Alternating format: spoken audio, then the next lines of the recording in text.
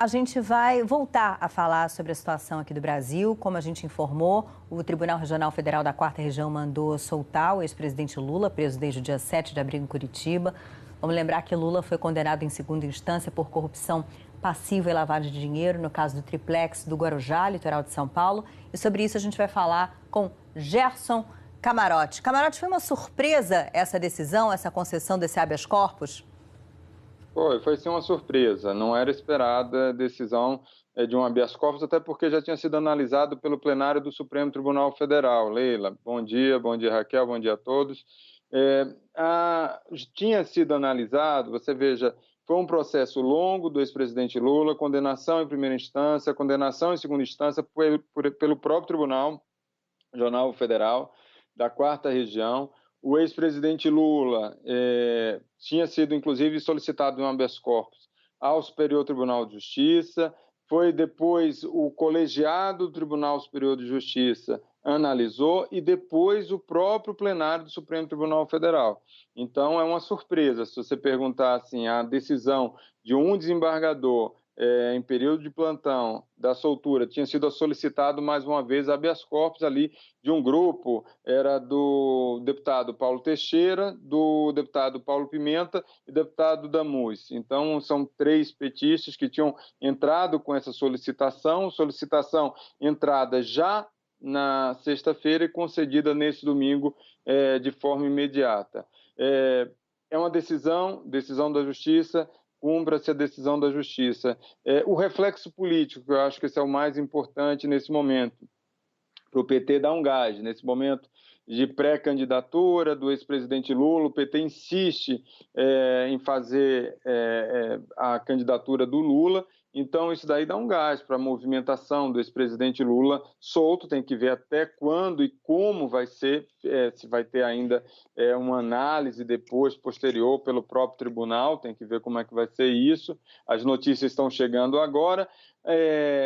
Lembrando que a condenação a partir de um colegiado, o candidato, o político, ele fica ficha suja. Então, o Lula, independente da liberdade, ele tem uma questão em relação à eleição, que é a análise pelo Tribunal Superior Eleitoral, Leila, em relação à impugnação da candidatura. Então, isso vai ser analisado, sim, pelo Tribunal TSE, Tribunal Superior Eleitoral. Camarote, queria falar dessa questão política, mas antes voltar um pouco em relação a essa decisão. Como você falou, foi um juiz de plantão que deu essa decisão, não foi o plenário do TRF4. A gente lembra que há o período de recesso, né, que a gente está passando agora. Queria saber se na volta aos trabalhos, se essa decisão pode ser revertida, se isso pode mudar, se isso pode ir a plenário. Como é que fica essa questão? Isso daí pode... Lógico que isso vai ter uma análise do Ministério Público Federal.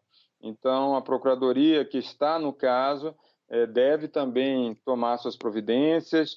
Se você tem a defesa pedindo de um lado, expectativa, aguardar, mas expectativa de também uma reversão, tenta pedir de reversão por parte da Procuradoria, pode ser encaminhada para o juiz plantonista, para o desembargador plantonista e, em última instância, pode-se recorrer também a outros tribunais.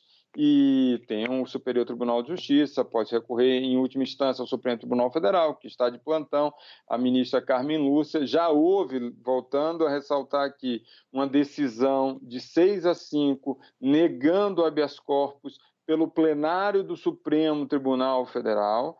Então, você já teve isso, e em última instância também pode ser analisado depois pelo plenário do próprio TRF4, já depois do plantão. Então, essa foi uma decisão tomada durante o plantão do Judiciário. Então, foi dada já num domingo. Então, de fato, a primeira pergunta surpreendeu? Surpreendeu. Isso era algo que não estava no radar. Até porque a análise mais recente estava no Supremo Tribunal Federal, estava com o ministro Edson Fachin, que já tinha levado um caso ao plenário. Então, a grande surpresa é essa possibilidade recursal que existe no Brasil, sobe, desce, e é muito difícil explicar isso para um brasileiro, imagina, recentemente estavam me questionando como era essa questão do ex-presidente Lula, pessoal do corpo diplomático, de estrangeiros, aqui no Brasil. Então, é difícil explicar todas essas possibilidades e a falta de uma unidade jurídica no Brasil. Agora, enfim, o ex-presidente Lula agora cumprindo essa decisão solto já nesse domingo, e isso daí tem um reflexo político, porque isso, a grande dificuldade do Partido dos Trabalhadores era manter essa pré-campanha do Lula com o Lula preso. O Lula solto, ele vai ter um outro campo de ação. Ele vai participar, dependendo aí do período que for a convenção do PT, se não tiver reversão dessa decisão, ele pode fazer corpo a corpo, falar com os militantes, participar até mesmo da convenção do PT, e isso daí dá uma visibilidade ao nome do ex-presidente Lula. Lembrando, isso é importante, Raquel e Leila, o ex-presidente Lula, mesmo preso, ele tem mantido um patamar expressivo de intenções de voto. Então, ele está ali acima dos 30%, praticamente, nas principais pesquisas.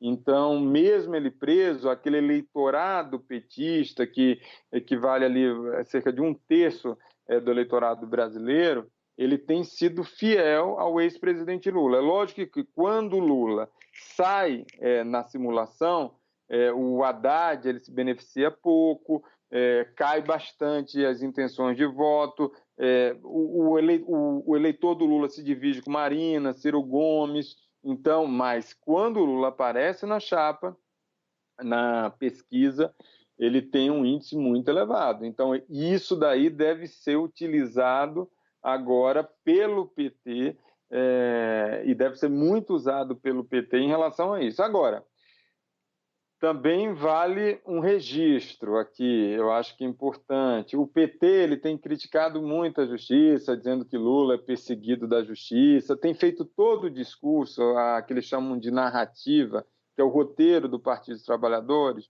é que a justiça está perseguindo Lula para Lula não ser candidato. Por isso, inclusive, a insistência do PT em todos esses recursos. E agora, você tem uma decisão favorável ao ex-presidente Lula, esse discurso perde consistência. Dizer, Lula está sendo perseguido. Se tem um desembargador que, num plantão, solta o ex-presidente Lula e não foi nenhuma decisão de colegiado, então, esse discurso de perseguição da justiça brasileira em relação ao ex-presidente Lula, pelo menos isso perde um pouco a consistência.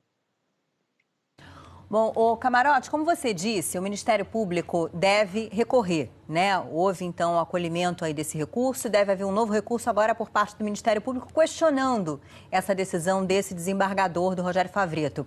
E aí, salvo engano, ao STJ. Então, qual é a probabilidade de haver uma celeridade aí no acolhimento desse recurso, de julgamento desse recurso e, eventualmente, o ex-presidente sequer vir a ser solto, se houver uma decisão contrária à decisão do desembargador a partir de um recurso do Ministério Público? Olha, Leila, vamos aguardar primeiro o STJ.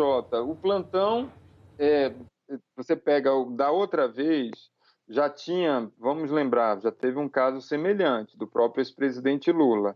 Você teve, no plantão passado, em janeiro, já tinha uma solicitação, Leila, de que o plantão tivesse dado um habeas corpus preventivo depois daquela decisão tomada pelo tribunal, e o que a gente viu em janeiro passado é que não foi acolhido o habeas corpus preventivo do ex-presidente Lula, inclusive pelo ministro Humberto Martins, que estava naquela ocasião no plantão do Superior Tribunal de Justiça. Isso é uma coisa. Depois isso foi analisado já num segundo momento pela 5ª turma do Superior Tribunal de Justiça, que também negou, e aí negou por unanimidade, tá?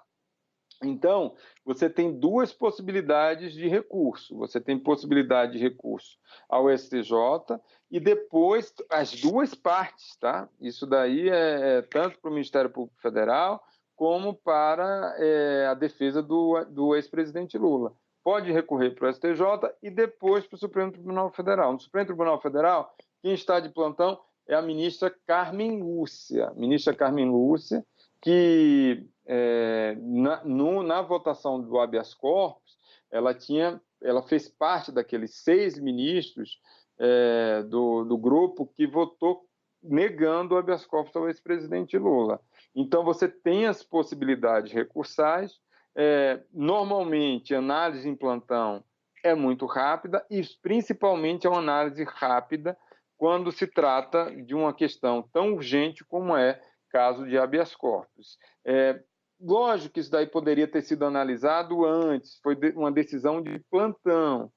Por isso que eu volto a falar aqui, é uma surpresa para quem está chegando agora. Lógico que é uma surpresa, porque esse caso do ex-presidente Lula foi analisado, como eu falei, pelo TRF4 e pelo colegiado, uma decisão de plantão de um ministro, depois de um colegiado do STJ, decisão de ministro do STJ e depois negando o próprio plenário, a quinta turma, e depois foi para o Supremo Tribunal Federal. E esse caso já está em análise pela segunda turma e o ministro Edson Fachin, isso antes do recesso do Judiciário, o ministro Edson Fachin levou esse caso para o plenário. Então, ele vai para o plenário do Supremo Tribunal Federal.